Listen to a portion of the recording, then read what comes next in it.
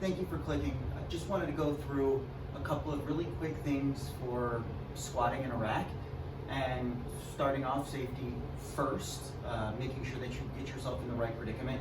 You make sure that your rack is going to be sturdy enough to go ahead and hold your weight. We know how strong you really are, you just hide it.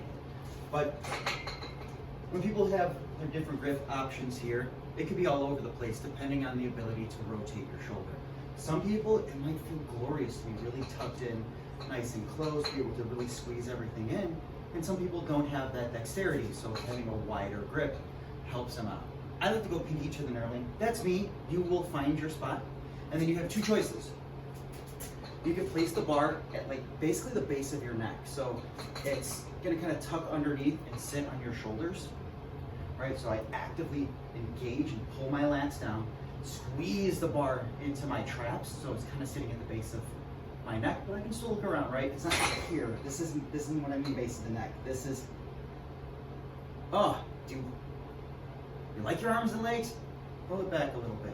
Now a low bar squat is another option here, and it's just a little bit further back. There's a spot where you can kind of catch it on your rear delts, so this becomes a little bit more driven forward. So you might see people who are kind of good morning going through it, where they have this hip hinge and their butt kind of flies a little bit too far back. It's just part of their squat. Technically, there is no bad squats. There's just bad ways to do your specific squat. So feet nice and firm into the ground. Slight external rotation at the hips. So you can see my knees will flare out a little bit. This is, again, to pin my feet to the ground nice and strong. Big belly breath. So I don't want to breathe up here. That bar moves too much. I want to take a big belly breath. I want to feel it in my belly. This stays braced. Eyes up or eyes slightly upper, right? Take your breath. Lower your hips. You want the bar to go as vertical as it can be.